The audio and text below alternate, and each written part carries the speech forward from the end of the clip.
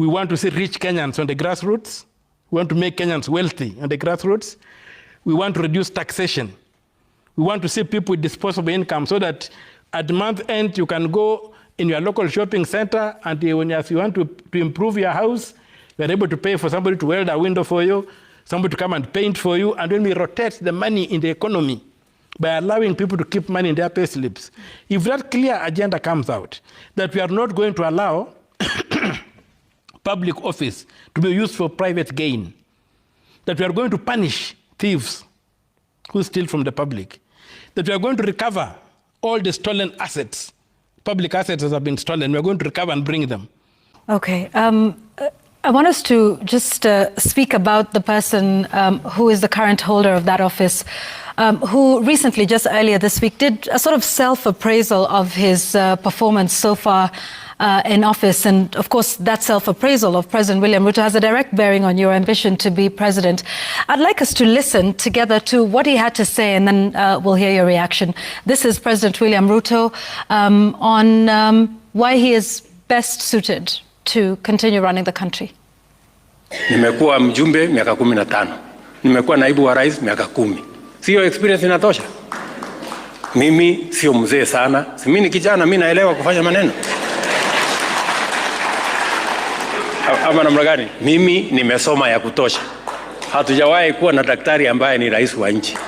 Mimi ni mtu naelewa. Mimi nimezaliwa huko mashinani. Sasa shida ya Kenya mimi naelewa. Sasa mimi nitasema nimekosa kufanya hii kazi kwa sababu gani? I have no reason. I don't have an excuse. So I have to do the difficult job. Hii kazi yote ambayo mimi nafanya, kazi ngumu, ni kwa sababu there has never been an opportunity for a person with the experience I have, with the education I have, with the knowledge I have in Kenya. So I must do it. I have combined all my predecessors, you know. I have the courage of Jomo, I have the understanding of Moi, I have the education of Kibaki, and I have the plan we shared with Uhuru Kenyatta. I have no excuse than to do everything that needs to be done in this nation. Transforming our health provision, transforming our infrastructure development, that is the assignment that I have. Nani miaka miwili tu peke yake. Tell me what's going to happen in 5 years. Tell me what's going to happen in 10 years. Tell me what's going to happen in 20 years. You will not recognize Kenya because it will be a different place because of housing. So, he says he's got combined all the good qualities of all his predecessors. You, a senator, want to unseat this? There is, if you look at the Constitution, we have got 2 provisions. There's qualification and there's suitability. Article 73 talks of suitability. Article 99 talks of qualifications. He's talking about qualifications, not suitability. And I'm very happy he did not say he has integrity. He never told us he has integrity. Look at all those attributes he has given himself. None says he has integrity, that he cannot steal from us, that he cannot mismanage the economy. He's just saying he's gone to school, he has been in parliament, he has been whatever, but he's not telling us he has got integrity. What did he do in parliament? What's his track record in parliament? What is his track record as a minister? What is his track record as a president? And I agree with him that if he is allowed to continue, we shall not recognize Kenya. Kenya will be a basket case. It will be dead, it will be gone. So I fully agree with him that if we allow him to continue, Kenya will not be there. We will not recognize it. And if we have already, Kenya is in the national anthem. So if we can't recognize Kenya in the national anthem, it will not be the Kenya we know. That will be a destroyed country. And I think he's very, very committed to achieving that. Then look at the last thing, that housing. Right now, as we speak here, there's a big crisis in Busia. It began about 1 week ago. The ATC, the Graduate Training College, which was designed, when they designed Masinde Muliro, they designed the Sangalo College, then Busia, they designed the Agricultural Training Center. This gentleman has decided to put there affordable housing. Where will farmers going to train? All these things. He has put affordable and Busia again in somewhere in a disused airfield in Funyula. So he's just creating a market for cement and building bars and all these building materials, where I think he's heavily invested. And he's just trying to make a kill for himself. He's a man who serves himself. Look at the ego that he portrays. Look at the narcissism that comes out from his own mouth. Look at the self-worship that has just come out from his own mouth. That's a sick man. He's not a normal man, he's sick. He thinks that is the best thing that God has created on this earth. He is not. We are all made in the image and likeness of God. You cannot say you can combine all these people into one. Look at that self-worship, that narcissism, that blindness. That's a man who cannot lead. That's a man to be led, not to lead. But coming down back to the question of governance in this country, and you ask me, are there people you cannot work with? But people I will not be able to work with will be people who have stolen from this country. Okay, let's perhaps run through the list. We have Martha Karua, who has not ruled out that she won't run for president in 2027. Your thoughts on? I've not done an audit of any of these people to establish whether they've done or not. And if it comes to a point of having one to go together, I'll have to do a thorough assessment of the individual to establish what kind of background they have. And I think there's a lot of knowledge out there, there's a lot of information out here that can help you understand each of these people. Me, anybody who has grabbed land, that's public land, anybody who has stolen from the public coffers and stuff, the people have been sued for corruption and stuff, I'll want to find them unsuitable to associate with. What about people who've been impeached? Well, I voted no to the impeachment of Gachagua. Because what happened in Parliament was shameful. First of all, we did not have a law for impeaching a deputy president. We used the law for impeaching the president. The Constitution, Article 250, Clause 2, is very clear that you must amend necessary modifications to create an impeachment procedure. So the impeachment of Gachagua for me was a witch hunt. So that managed to succeed. And it was a very shameful way it was conducted.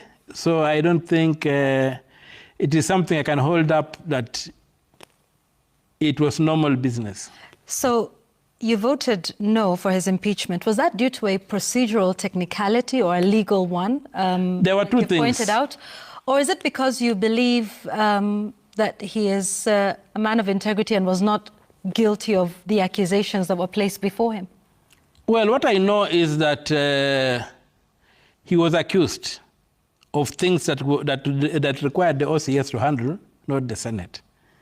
When you accuse somebody that he messed up the brother's will, honestly, this is a man who is a deputy president. He does not enjoy immunity from prosecution. He can be taken to law enforcement. And that's why I was saying that it was wrong to use the standard for impeaching the president to impeach the deputy president. Because the president cannot be taken before law enforcement. The president is immune to it. In fact, like today I was seeing something in the newspapers, an advocate was writing and saying, is the president immune from everything? Is it possible that if the president's wife wanted to divorce him today, would the president be immune? Would that woman have to wait until he's out of office? Or things like those. But what I'm saying here is that the vice president does not enjoy immunity from prosecution. The list of things proffered against him were matters that could be handled through law enforcement. I don't see why they had to be brought to the Senate. But what were your thoughts around him and his conduct as deputy president? Because there was a lot in terms of the accusations that he was preferring a tribal agenda with some of the statements that he'd made about shareholders and who receives development from the government. What are your thoughts around him? And that was the flaw. That's why the thing about that is that Mr. Gachagua was not alone in that. Gachagua, Mr. Wetangula and Mr. Mudavadi were promised 30%. Whether they cashed it or not, I don't know. So there was that thing where these people shared this country, they carved the country up. And the reason was that the presidency is imperial. It controls all the money. So they to begin trying to share something out. And so, maybe because Mr. Wetangula and Mr. Mudavadi had their political parties, they were able to negotiate. Mr. Gachagua, I think, belonged to the same political party with the president. So maybe he could not have a way of negotiating. But when you looked at the evidence that was brought in the Senate, that was played out there, this guy was basically enforcing the MOU. Flawed as it was, I could not hold it against him that he was saying that his people were promised this because they came into this arena as tribes. They never came in as Kenyans. So they came in as tribes. And so everybody to fight for his group. And if you can look at it, look at what happened in health. They've had changes in health until Mr. Dwale came in. But look at the two changes, the two led CSS. Were basically people from Bungoma, you see. So this thing was shared. We cannot say it was not shared. Mr. Weta was promised to be Speaker of the National Assembly. He resigned his position as a senator and he went and they picked it up. Mr. King was promised to be the Speaker of the Senate. He's the Speaker of the Senate. So if Mr. Gachagua was promised something and was not given, for heaven's sake, he had the right to blow the vuvuzela and say, my friend, where's my deal? So that's what came out on the face of it. So, but if that was the issue, we have got expertise. We have got the National Integration, what is it called, Commission?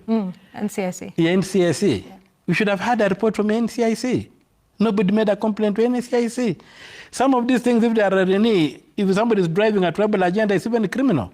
You can prosecute him. He's just our deputy president. So why it had to be politicized and weaponized to a point whereby this guy had to be hoarded out the way he was is something I don't understand whether he's a good man or bad. I am a man who believes that you give the devil his due. Okay. Yeah. Would you work with him? I would work with him, why not? But it will be on the question of the ideological framework. Do you believe? I am a civic Republican. Okay. So from what you've seen, in his public life, do you feel like your ideologies are a match?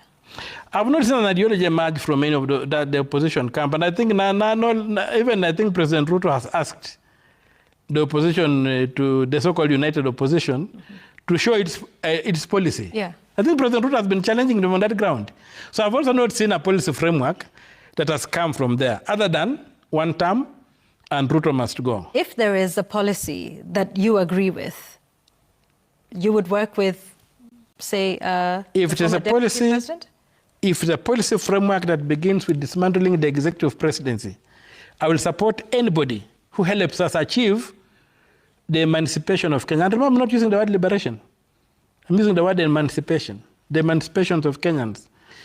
Because in my estimation, if we may use biblical terms, the march to Canaan is not from Egypt. It's from Babylon. We need Nehemiah, not Joshua, to lead us. So if we are going to have that, and we have a clear policy agreement, not an agreement of tribes, okay? That agreement of tribes, I cannot be part of it. But if there's a clear position, as a civic Republican that I am, I'm not a neoliberal, I'm a civic Republican. As a civic Republican, then I look at that and I say, okay, we are going to have small government, we are going to stress production, we are going to ensure that we want to see rich Kenyans on the grassroots, we want to make Kenyans wealthy on the grassroots, we want to reduce taxation, we want to see people with disposable income so that at the month end you can go in your local shopping center and when you want to improve your house, you are able to pay for somebody to weld a window for you, somebody to come and paint for you, and then we rotate the money in the economy by allowing people to keep money in their pay slips. If that clear agenda comes out, that we are not going to allow public office to be used for private gain, that we are going to punish thieves who steal from the public, that we are going to recover all the stolen assets, public assets that have been stolen, we are going to recover and bring them. I don't care whether the man is a saint, as long as he supports that agenda. And we agree on that agenda and we implement it. And of course, if he has stolen that agenda, we'll lock him up.